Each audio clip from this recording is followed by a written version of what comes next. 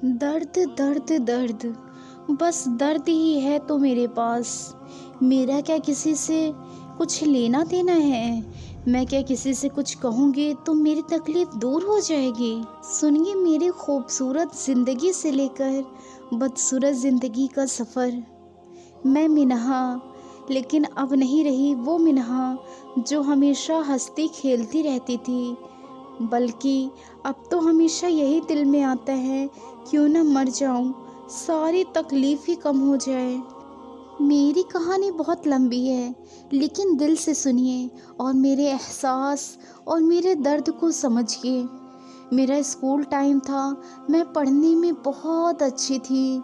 मेरा पढ़ाई में बहुत दिल लगा करता था। लेकिन एक दिन आती है मेरे स्कूल में एक लड़की जो कि दिखने में कुछ खास नहीं थी। मैं उसका नाम नहीं लूँगी क्योंकि मुझे उसके नाम से भी नफ़रत हो गया है। मेरा उससे कुछ लेना देना नहीं था, हालांकि वो मुझसे बहुत लगाव रखना चाहती थी। मैंने नोटिस किया कि वो कुछ ही दिनों बाद वो लड़की और उसकी एक और फ्रेंड थी मेरे क्लासरूम में देखने ताकने लगती हैं। वो लोग हमेशा मुझे देखती रहती थी, मेरे आगे पीछे घूमा करती थी। मुझे बिल्कुल भी पसंद नहीं था उनका यूँ मेरे पास आना और मुझसे यूँ देखना। मैंने उनको इग्नोर करने की भी बहुत कोशिश किया, लेकिन वो लोग कुछ समझ में ही नहीं आ रहा था कि वो लोग करना क्या चाहती हैं। एक दिन की बात है कि मैं पढ़कर जब बाहर जाने लगी, स्कूल के गेट पर ही उस लड़की की फ्रेंड जो थी वो मेरे पास आई और मुझे कुछ चॉकलेट दिया। वो भी वहीं पर खड़ी थी। उसने मुझसे कहा कि ये ले लीजिए, इसने आपको दिया है आपको। और फिर उस लड़की ने मुझसे बोला कि नया साल बहुत बहुत मुबारक हो। फिर उसके बगल में वो भी खड़ी थी, उसने मुझे देखकर मुस्कुरा दिया। मैंने भी कुछ बोला नहीं, कह दिया कि तुमको भी मुबारक हो और गेट से बाहर चली आई। मैं स्कूल से चली तो आई थी, लेकिन पूरे रास्ते यही सोच रही थी कि वो मुझसे चाहती क्या है। उसने सिर्फ मुझे ही क्यों दिया चॉकलेट। खैर मैं घर आ गई, लेकिन सिर्फ दिमाग में वही लड़की ही आ रही थी। फिर रोज़ की तरह मैं दूसरे दिन भी स्कूल गई।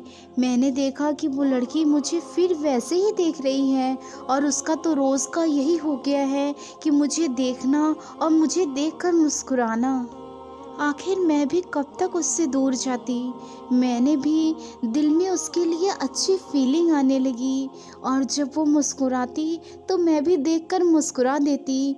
ऐसे ही दिन बीतते गए और हमारी मुस्कुराहट एक दूसरे के लिए बढ़ती गए।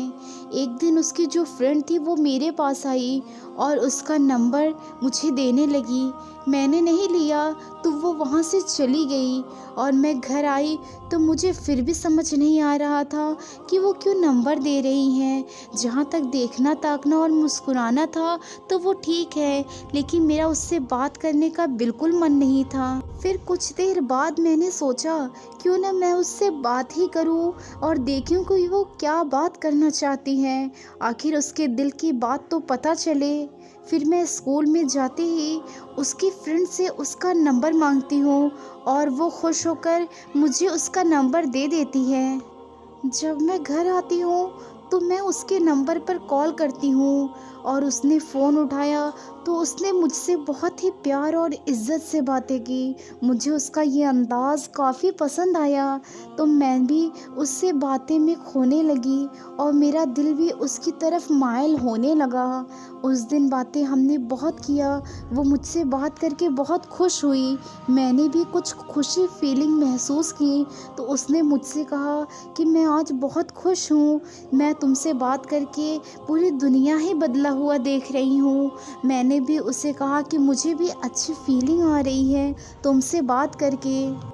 फिर हम रोज़ रात में एक दूसरे से बातें करने लगे और सुबह होते ही स्कूल में एक दूसरे से मिलने लगते हैं। जब भी मैं सुबह उठती थी तो सबसे पहले उससे बातें किया करती थी और जब शाम होती थी तो मैं सबसे पहले उससे बातें किया करती थी। हमें एक दूसरे के इतने करीब देखते हुए मेरी सहेलियां कहती हैं कि तुम उससे इतनी बातें क्यों करती हो, तुम उसके साथ इतना क्यों रहती हो? क्या वो हम लोग से ज़्यादा इम्पोर्टेंट हो गई है तुम्हारे लिए? मैं उनसे कुछ नहीं कहती तो वो गुस्सा हो जाती, बल्कि मेरी टीचर लोग भी हम लोग को इतना करीब देखकर गुस्सा करती और हम लोगों को पनिशमेंट देना शुरू कर देती कि तुम लोग आज से नहीं मिलोगी, कोई अपने क्लास से बाहर नहीं जाएगा। लेकिन हम दोनों एक दूसरे के बगैर रह ही नहीं पाते थे। हम लोग कभी बाथरूम का बहाना करके तो कभी वाटर की छुट्टी लेकर एक दूसरे से मिला करते थे। मुझे नहीं पता था कि वो मेरी ज़िंदगी के लिए इतनी ख़राब होगी। मुझे नहीं पता था कि वो मेरे लिए सही नहीं है, क्योंकि हम लोग को नहीं मालूम था कि ये गलत है या ये सही है। हमने एक दूसरे से मोहब्बत की और मन भर के मोहब्बत की। मैं तो उसके लिए सब कुछ करने को तैयार हो गई थी। मैं अगर कहीं भी जाती तो उसके लिए हर सामान लेना चाहती थी। दिल करता था कि क्या ले लूँ, क्या उसे पहना दूँ कि वो सबसे खूबसूरत लगने लगे। हालांकि वो सबसे खूबसूरत ही मुझे लगती थी। कुछ दिनों बाद हमारी बात कम हो गई। उसने मेरे पास कॉल करना कम कर दिया। तो जब वो स्कूल आई तो मैंने उससे पूछा कि तुम क्यों रात में कॉल नहीं करती हो? तो वो उदास होकर बोली, मोबाइल घर वाले नहीं देते। मैं तरसती रहती हूँ कि मैं तुमसे बातें करूँ, लेकिन मेरे घर वाले सोचते हैं कि मैं किसी और से बातें करती हूँ।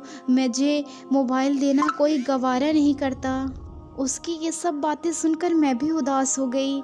मैं जब घर आई तो मेरे पास जितना पैसा था, जितना सारा मैंने उसको जुटाया और अपने फ्रेंड्स से, अपनी माँ से और अपनी बहन से पैसा मांग कर उसके लिए एक मोबाइल लिया, जिसको मैंने खुशी खुशी जाकर स्कूल में उसे दे दिया और उससे कहा कि अब तुम सिर्फ इस मोबाइल से मुझसे बातें किया करोगी और किसी से नहीं। वो भी खुश हो गई और उसने मोबाइल को बैग में रख लिया।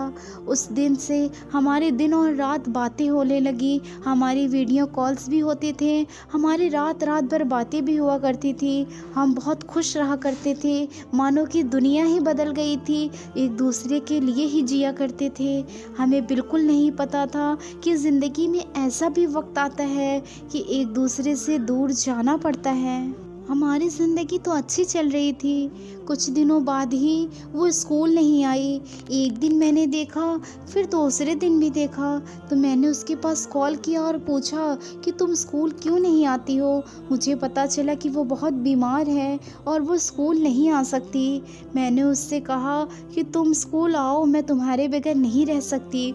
उसने कहा कि वो हालत नहीं है कि मैं अब पढ़ने आया करूँगी, तुम्हें ऐसे ही रहना पड़ेगा। मुझसे नहीं रहा गया उसका ये बात करना और उसका यूँ बीमार रहना। मैंने उससे कहा कि तुम्हारे घर वाले क्यों नहीं कर रहे हैं तुम्हारा इलाज। उसने कहा कि हम 8 भाई बहन हैं, मेरे पापा हमें खिलाएं या हमें पढ़ाएं या मेरे इलाज कराएं, क्योंकि मेरे इलाज में बहुत ज़्यादा खर्चा है, इसलिए मेरे घर वालों की हिम्मत नहीं है कि वो मेरा इलाज कर सके।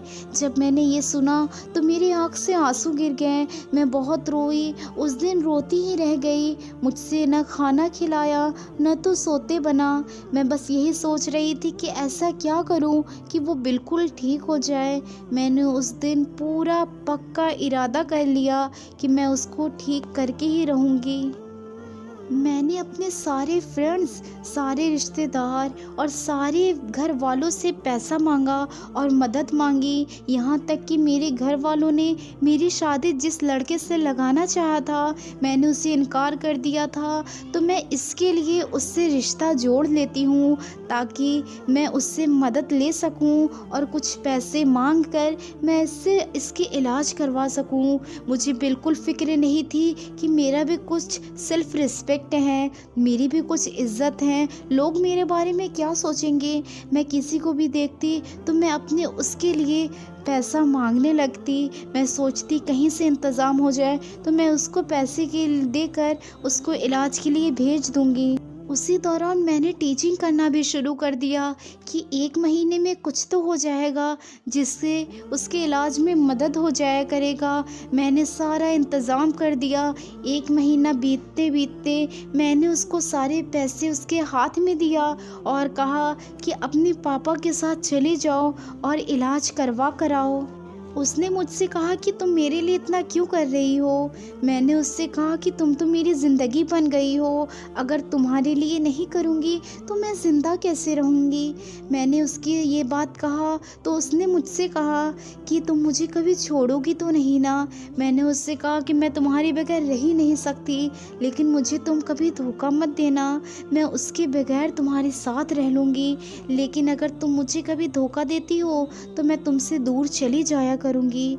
उसने मुझसे कहा कि नहीं, कभी नहीं, तुम मेरे लिए इतना करती हो, मैं तुम्हें कभी धोखा नहीं दूँगी। फिर वो दूसरे दिन ही अपने पापा के साथ इस शहर से दूसरे शहर चली जाती है और वहाँ पर अपने इलाज करवाना स्टार्ट कर देती है। मैंने जब उसका सुना कि इलाज स्टार्ट हो गया है तो मैं बहुत खुश हुई और मैं पूरी रात दुआ करती रही कि या अल्लाह अज़्ज़ वजल उसकी सारी बीमारियों को दूर कर दे, अगर वो ठीक हो जाए तो मेरे पे सारी बला ला दे, मौला उसे बिल्कुल ठीक कर दे। यहाँ मेरी माँ को पता चला कि मैंने पैसे सबसे लेकर उसको इलाज के लिए भेजा है तो वो मुझसे बहुत नाराज़ हुई। उन्होंने मुझसे कहा कि किसी के लिए इतना नहीं किया करते, ये ज़माना किसी का नहीं है, क्या पता कौन कब बदल जाए। मैंने उनका बिल्कुल कहना नहीं माना। मेरी बहन भी मुझसे नाराज़ हो गई, मेरे रिश्तेदार भी मुझसे कहने लगे, मेरी सारी सहेलियाँ भी मुझसे कहने लगी कि किसी के लिए इतना मत करो, वो वफ़ादार नहीं होगी। लेकिन मुझे क्या पता था कि मेरे साथ क्या होने वाला है। मैंने तो सब कुछ सोचकर उसे भेज दिया था। मैं तो यही चाहती थी कि वो बहुत खूबसूरत हो जाए, उसे जो देखे तो वो देखता ही रह जाए।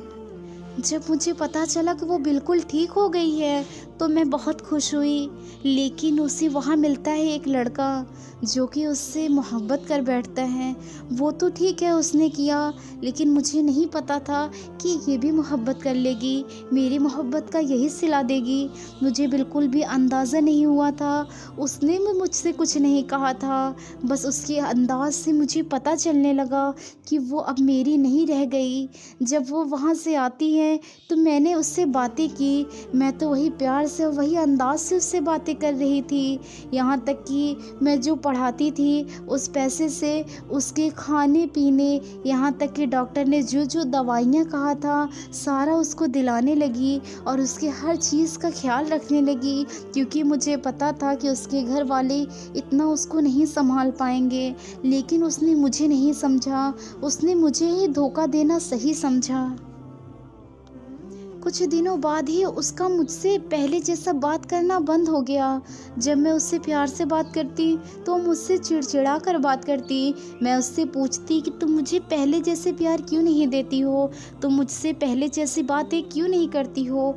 तो वो कहती है कि मैं तो वैसे ही करती हूँ, तुम्हें अब अलग लगने लगा है। लेकिन मुझे पता था कि वो अब पहले जैसी बातें नहीं करती हैं। मुझे कुछ अंदाज़ा हो ही गया था कि अब इसे मेरी ज़रूरत ही तो नहीं है। कुछ दिनों तक यही चलता रहा। मैंने इधर उधर से खबर ले लिया, मुझे पता चला कि वो मेरे नाम पे किसी और से बातें करने लगी। मैंने जब उससे पूछा तो उसने हाँ कह दिया। उसने कहा कि हाँ कोई है जिससे मैं बातें करती हूँ, लेकिन अब नहीं करूँगी, अगर तुम मना कर दोगी तो मुझे क्यों मना करना उसे। क्या उसे पता नहीं था कि उसका यूँ बातें करना मुझे कितनी तकलीफ़ पहुँचाएगी। मैंने उससे कुछ नहीं कहा। मैंने कहा कि स्टे अवे, तुम जो कर रही हो सही कर रही हो, लेकिन अब मैं तुम्हारे लिए कुछ नहीं कर सकती, मैं तुमसे दूर ही रहूँगी। तो वो मुझसे नाराज़ होकर फ़ोन रख दी। उसने मुझसे कुछ कहना सही ना समझा, मैं भी खामोश हो गई और मैंने भी उसके साथ रहना सही ना समझा। मेरी शादी हो जाती है, मैं अपने शौहर के साथ इतनी खुश आज भी नहीं रह सकती जितना खुश मैं उसके साथ थी। मुझे उसकी ज़रूरत थी, मुझे मोहब्बत एक ही बार हुई थी और उससे ही हुई थी। शायद वो दूसरे से बात करने लगी तो उसको उसी से मोहब्बत थी, उसको मुझसे मोहब्बत कभी हुई ही नहीं। अगर उसको मुझसे मोहब्बत हुई ही नहीं थी तो उसने मुझसे ये वफ़ादारी की ही क्यों थी। मुझे तो बिल्कुल ख़बर ही नहीं थी कि वो मेरे साथ ऐसा ही करेगी। उसके लिए मैंने अपने पेट में पलते बच्चे को उसकी दुनिया में नहीं आने दिया। मुझे खाना पीना अच्छा ही ना लगा। उसकी वजह से मेरी बिटिया का इंतकाल हो गया। मुझे बहुत ही बुरा लगा। मैंने उससे जब पता किया कि तुमने मेरे साथ ऐसा क्यों किया, मेरे मन में बहुत सवालात थे। तो उसने मुझसे बस इतना ही कहा कि मैंने तुम्हारे साथ कुछ गलत नहीं किया। तुम ना जाने क्यों नाराज़ हो, मुझे तो इसका भी नहीं पता। मैंने कहा कि तुम क्यों किसी और से बातें करने लगी? क्या तुम्हें ये नहीं मालूम था कि तुम मेरी ज़िंदगी बन गई हो? तो उसने मुझे कुछ जवाब न दिया। मैंने उससे कहा कि मैं तुम्हारी सारी गलतियां माफ़ कर सकती हूँ, लेकिन तुम्हें मुझसे धोखा देना मैं नहीं माफ़ कर सकती। तो मैंने उससे बात करना बंद कर दिया। आज वो खुश होगी अपनी दुनिया में। मुझे नहीं पता कि वो उससे बातें कर रही है या नहीं कर रही है, या उसने शादी कर लिया, लेकिन मेरी ज़िंदगी तो ख़राब ही कर दिया। मैं बहुत रोती हूँ, आज भी रातों रातों भर रोती हूँ। मैं बस यही सोचती हूँ कि खुदाया किसी से मोहब्बत ना करें, अगर मोहब्बत करें तो अब इस उम्मीद पर करें कि कभी न कभी कहीं न कहीं धोखा ज़रूर मिलेगा, क्योंकि आप जैसे हैं वैसे ये दुनिया नहीं है। किसी के लिए जान भी दे दो फिर भी ये दुनिया वाले आपके नहीं हो सकते।